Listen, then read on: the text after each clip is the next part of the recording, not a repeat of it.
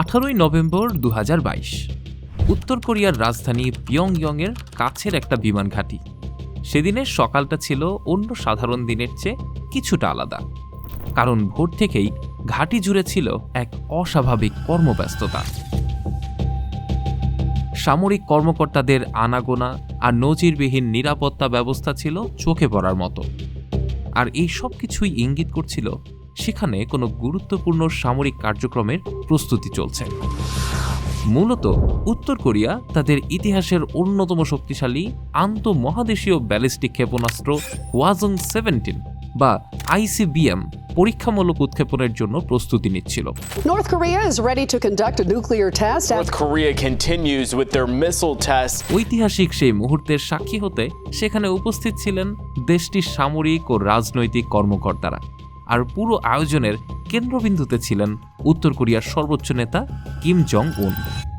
কিন্তু সেদিনের সবচেয়ে বড় আকর্ষণ হওয়াজং-17 মিসাইল কিংবা কিম জং উন ছিলেন না, বরং সেই দিন প্রথমবারের মতো আন্তর্জাতিক পরিমণ্ডলে উঠে আসতে চলেছিল এমন একটা মুখ, যাকে এক যুগেরও বেশি সময় ধরে উত্তর কোরিয়ার সর্বোচ্চ নেতার পারিবারিক জীবন থেকে আড়াল করে রাখা হয়েছিল। একটা 12 কিংবা 13 বছরের ছোট্ট মেয়ে, যার নাম পরিচয় সবকিছুই অজানা। ক্যামেরার সামনে কিম জং উনের পাশে তার উপস্থিতি মুহূর্তের মধ্যেই আন্তর্জাতিক গণমাধ্যমের নজর কেড়ে নেয়। একটা প্রশ্ন কার্যত সেই মুহূর্ত থেকেই আন্তর্জাতিক বিশ্লেষকদের সামনে চলে আসে, মেয়েটার আসল পরিচয় কি?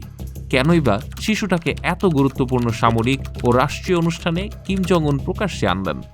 এটা কি শুধুই পারিবারিক উপস্থিতি, নাকি এর পেছনে লুকিয়ে আছে অন্য কোনো রহস্য?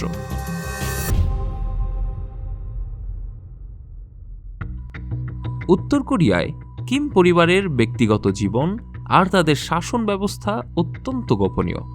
দেশটির শাসক পরিবারের ব্যক্তিগত জীবন সম্পর্কে খুব সামান্য তথ্যই প্রকাশ্যে আসে, আর এজন্যই দেশটিকে পৃথিবীর সবচেয়ে গোপন রাষ্ট্র বা সিক্রেট স্টেটও বলা হয়ে থাকে। তবে সেই গোপনীয়তা 2013 সালে সবচেয়ে বেশি প্রশ্নবিদ্ধ হয়েছিল আমেরিকান সাবেক বাস্কেটবল তারকা ড্যানিস রডম্যানের এক সাক্ষাৎকারকে ঘিরে। দ্য গার্ডিয়ানকে দেওয়া এক সাক্ষাৎকারে ড্যানিস রডম্যান কিম জং উনের সাথে তার বন্ধুত্ব এবং উত্তর কোরিয়ায় তার পরিবারের সাথে কাটানোর সময়ের নানান অভিজ্ঞতা তুলে ধরেন। রডম্যান সেই সাক্ষাৎকারে স্বৈরশাসক পরিবারের ব্যক্তিগত জীবন সম্পর্কে কিছু চমকপ্রদ গোপনীয় তথ্য প্রকাশ করেন। তার দাবি, কিম জং উনের একটি কন্যা সন্তান রয়েছে। শুধু তাই নয়, তিনি জানান শিশুটাকে তিনি কোলেও নিয়েছিলেন। সবচেয়ে অবাক করা বিষয় হলো, সেই সাক্ষাৎকারে রডম্যান শিশুটির নামও প্রকাশ করেছিলেন, আর সেই নামটি ছিল কিম জু আয়। যদিও রডম্যানের দাবি করা এসব তথ্যের কোনোটি আনুষ্ঠানিকভাবে কখনো নিশ্চিত করেনি উত্তর কোরিয়া, তবে 2017 সালের দক্ষিণ কোরিয়ার গোয়েন্দা সংস্থা ন্যাশনাল ইন্টেলিজেন্স সার্ভিস বা NIS কিম পরিবার সম্পর্কে কিছু অতি গোপনীয় তথ্য প্রকাশ করে। সেখানে দেখা যায় NIS এর প্রকাশিত গোপন তথ্য এবং রডম্যানের দি গার্ডিয়ানকে দেয়া সাক্ষাৎকারের ভাষ্যে অনেকটাই মিল রয়েছে। NIS এর প্রতিবেদন অনুযায়ী ধারণা করা হয় কিম জং উনের 3 সন্তান রয়েছে। 2010 সালে জন্ম নেওয়া এক ছেলে, 2013 সালে জন্ম নেওয়া এক মেয়ে যার নাম সম্ভবত কিম জু আয়, এবং 2017 সালে জন্ম নেওয়া এক তৃতীয় সন্তান যার লিঙ্গ এখনও অজানা। NIS এর তথ্য অনুযায়ী 2010 সালে জন্ম নেওয়া ছেলেটিকে কেন কখনোই জনসম্মুখে দেখা যায়নি তা এখনও অস্পষ্ট। ধারণা করা হয় ছেলেটির কোনো স্বাস্থ্যগত সমস্যা থাকার কারণেই হয়তো ছেলেটিকে কখনোই প্রকাশ্যে আনা হয়নি।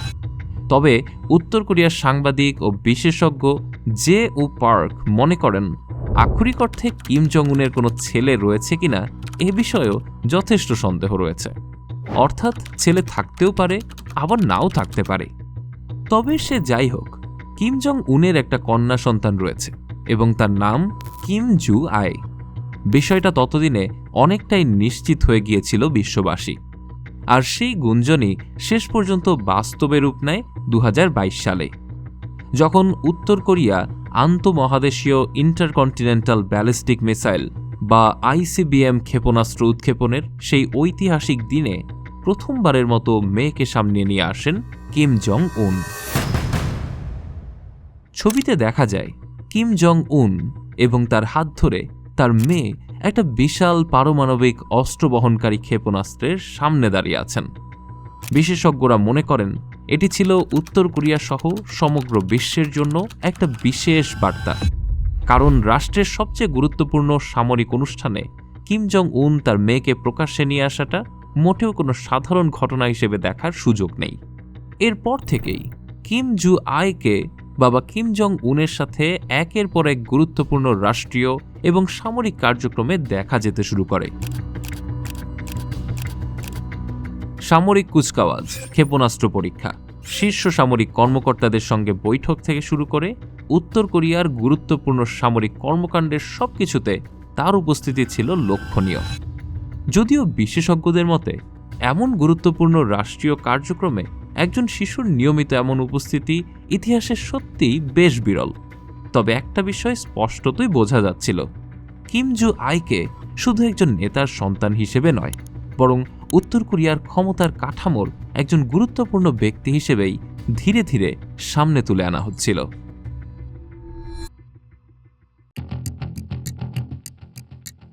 2023 সালে উত্তর কোরিয়ার সামরিক স্পাই স্যাটেলাইট উৎক্ষেপণের সময় তোলা একটা ছবি নেট দুনিয়ায় ব্যাপক আলোচনার জন্ম দেয়। ছবিতে দেখা যায় কিম জং উনের ঠিক সামনে দাঁড়িয়ে স্যাটেলাইট উৎক্ষেপণের ঐতিহাসিক মুহূর্তটি দেখছেন Kim Ju Ae. New York Times ছবিটাকে এমন একটা বিরল ছবি হিসেবে দেখিয়েছেন যেখানে প্রথমবারের মতো সামরিক কোনো কার্যক্রমে কিম জং উনকে প্রধান বা প্রাইম ব্যক্তির পরিবর্তে সেকেন্ডারি অবস্থানে দেখা গিয়েছে।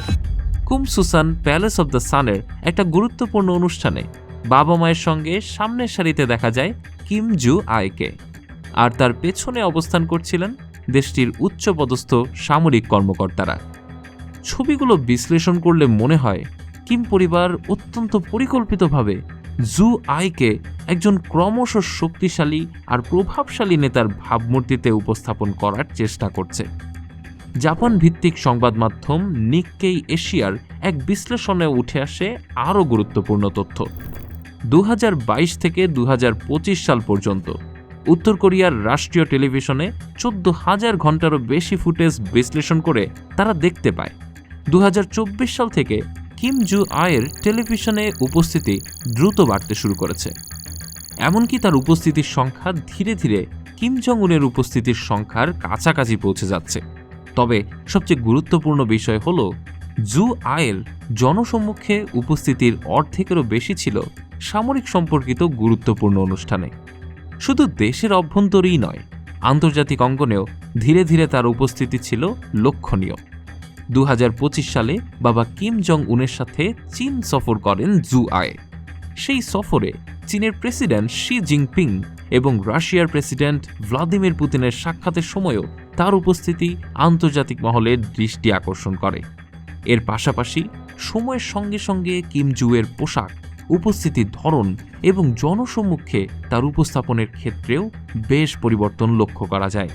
শিশুসুলভ উপস্থিতির পরিবর্তে ধীরে ধীরে তাকে এমনভাবে উপস্থাপন করা হচ্ছিল যা বাবা কিম জং উনের ভাবমূর্তির সঙ্গেই অনেক বেশি সামঞ্জস্যপূর্ণ। আর এই সব কিছু একসঙ্গে দেখলে একটি প্রশ্ন ক্রমেই জোরালো হয়ে ওঠে, কিম জং উন কি সত্যিই তার মেয়েকে নিজের উত্তরসূরি হিসেবে প্রস্তুত করছেন, কিংবা ভবিষ্যতে কিম জু আই কি হবেন উত্তর কোরিয়ার প্রথম নারী ডিক্টেটর? চলুন একটু পেছনে ফিরে যাওয়া যাক। কিম জং ইল গত 2 দশকেরও বেশি সময় উত্তর কোরিয়া শাসন করেছিলেন। 2011 সালে তার মৃত্যুর মাত্র কয়েকদিন পরই কিম জং উনকে তার উত্তরসূরি হিসেবে ঘোষণা করা হয়। কিম জং উন ছিলেন তার ভাই বোনের মধ্যে সবচেয়ে ছোট এবং তার বয়স ছিল মাত্র 27 বছর। বাইরের বিশ্বের কাছে তিনি ছিলেন একেবারেই অপরিচিত। এমনকি ক্ষমতায় আসার মাত্র 1 বছর আগে তাকে জেনারেল পদে নিয়োগ দেওয়ার মাধ্যমে প্রথমবারের মতো উত্তর কোরিয়ার জনসম্মুখে তুলে ধরা হয়েছিল।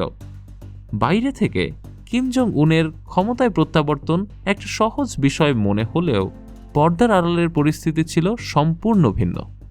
নতুন নেতা হিসেবে কিম জং উনকে প্রথমেই নিজের অবস্থান শক্ত করতে হয়েছিল উচ্চপদস্থ সামরিক কর্মকর্তা এবং ক্ষমতাসীন দলের প্রভাবশালী নেতাদের বিরুদ্ধে গিয়ে। ক্ষমতা সুসংহত করার পথে তিনি একে একে সম্ভাব্য প্রতিদ্বন্দ্বীদের সরিয়ে দেন অথবা হত্যা করেন। এমনকি সেই তালিকা থেকে বাদ পড়েনি তার নিজের পরিবারের সদস্যরাও। আর এভাবেই শেষ পর্যন্ত উত্তর কোরিয়ার শাসন ব্যবস্থার ক্ষমতার চেয়ার দখল করেন কিম জং উন। অনেকেই মনে করেন ক্ষমতায় আসার জন্য কিম জং উনকে যে লড়াই করতে হয়েছিল, একজন নবীন রাষ্ট্রপ্রধান হিসেবে সম্ভবত সেই লড়াই তাকে শিখিয়েছে। ক্ষমতা দখল করার চেয়েও ক্ষমতার উত্তরাধিকার নিশ্চিত করা বেশি গুরুত্বপূর্ণ। আর তাই হয়তো এখন কিম জং উন ক্ষমতার কেন্দ্রে থাকা অবস্থায় চাইছেন কিম জু আইকে একজন প্রতিষ্ঠিত নেত্রী হিসেবে তৈরি করতে। এছাড়া NIOS এর প্রতিবেদন অনুযায়ী কিম জং উনের সম্পর্কে অতিরিক্ত মদ্যপান, অনিয়মিত জীবনযাপন, কম ঘুম এবং ধূমপানের মতো অনিয়ন্ত্রিত জীবনযাপনের কথা উল্লেখ পাওয়া যায়। তাছাড়া নিউ ইয়র্ক টাইমসের একটি প্রতিবেদনে দাবি করা হয়েছে তিনি ইতিমধ্যেই কার্ডিওভাস্কুলার নানান রকম রোগে আক্রান্ত। শুনতে পাওয়া যায় একই রকম রোগে বাবা কিম জং ইল এবং দাদা কিম ইল সুং দুজনেই মারা গিয়েছিলেন। এ কারণে কিম জং উনের স্বাস্থ্য নিয়ে যে কোনো আলোচনা স্বাভাবিকভাবেই উত্তরাধিকার প্রশ্নকে সামনে নিয়ে আসে। আর ঠিক এই কারণেই সম্ভবত কিম জং উন তার মেয়ে কিম জু আইকে বারবার ক্ষমতার কেন্দ্রের বলয়ে নিয়ে আসছেন। কিম বংশের ইতিহাসের দিকে তাকালে দেখা যায় এখন পর্যন্ত উত্তর কোরিয়ার সর্বোচ্চ ক্ষমতায় থাকা প্রত্যেকেই ছিলেন পুরুষ। রাজনীতি ও প্রতিনিধিত্ব করার ক্ষেত্রে দেশটিতে নারীরা বৈষম্যের মুখোমুখি হয়েছেন বরাবরই। ফলে কয়েক দশক আগেও একজন নারীকে যেখানে উত্তর কোরিয়ার সর্বোচ্চ নেতা হিসেবে কল্পনা করা ছিল প্রায় অসম্ভব, সেখানে কিম জং উনের শাসনামলে এই ব্যবস্থার কিছুটা পরিবর্তন দেখা গেছে। আর তার সবচেয়ে উল্লেখযোগ্য উদাহরণ হল তার আপন বোন কিম ইয়ো জং। তিনি দেশটির প্রোপাগান্ডা এবং অ্যাজিটেশন ডিপার্টমেন্টের কেন্দ্রীয় পর্যায়ে গুরুত্বপূর্ণ অবস্থান অর্জন করা প্রথম নারীদের একজন।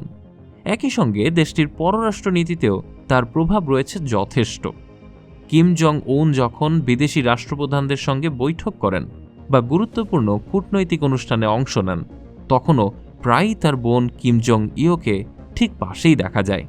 বর্তমানে কিম ইয়ো জংকে উত্তর কোরিয়ার অন্যতম ক্ষমতাধর নারী, এমনকি ভবিষ্যতের সম্ভাব্য উত্তরসূরি হিসেবেও বিবেচনা করা হয়। তবে উত্তর কোরিয়ার প্রচলিত ধারণা অনুযায়ী রাজনৈতিক উত্তরাধিকার হবে দেশটির সর্বোচ্চ নেতার সরাসরি নিজ রক্তের সন্তান। সেক্ষেত্রে কিম ইয়ো জং একজন সম্ভাব্য উত্তরসূরি হলেও তিনি কিম জং উনের ছোট বোন, আর সেই হিসেবে উত্তর কোরিয়ায় ক্ষমতায় তার আসাটা অনেকটাই অসম্ভব বলে মনে করা হয়। অন্যদিকে কিম জু আই হলেন কিম জং উনের নিজ সন্তান, অর্থাৎ উত্তরাধিকার প্রশ্নে লিঙ্গের চেয়ে রক্তের সরাসরি সম্পর্ককে প্রাধান্য দেওয়া হলে সিংহাসনের পরবর্তী সবচেয়ে সম্ভাব্য দাবিদার কিম জু আই। শেষ পর্যন্ত কিম জু আই উত্তর কোরিয়ার পরবর্তী সর্বোচ্চ নেত্রী হবেন কিনা তা এখনও অনিশ্চিত। কিন্তু একটা বিষয় স্পষ্ট, কিম জং উন তার মেয়েকে যেভাবে ধীরে ধীরে জনসম্মুখে নিয়ে আসছেন তা মোটেও উপেক্ষা করার মতো নয়। আমরা হয়তো ভবিষ্যতে উত্তর কোরিয়ার ইতিহাসে একটা বড় পরিবর্তনের সাক্ষী হতে চলেছি, যেখানে একজন নারী উত্তর কোরিয়ার রাজনৈতিক ইতিহাসে প্রথমবারের মতো ক্ষমতায় আসতে চলেছেন। কিম জু আই কি সত্যি উত্তর কোরিয়ার সর্বোচ্চ ক্ষমতায় বসবেন, নাকি কোনো বিকল্প পরিকল্পনা রয়েছে পৃথিবীর সবচেয়ে রহস্যময় ব্যক্তি কিম জং উনের পরিকল্পনায়? তা হয়তো সময়ই বলে দেবে। এ ব্যাপারে আপনার মন্তব্য কি জানিয়ে দিতে পারেন কমেন্ট করে। আজকের মতো ভিডিও এ পর্যন্তই। সবাই ভালো থাকবেন, সুস্থ থাকবেন, জ্ঞানচিত্রের সাথেই থাকবেন। ধন্যবাদ।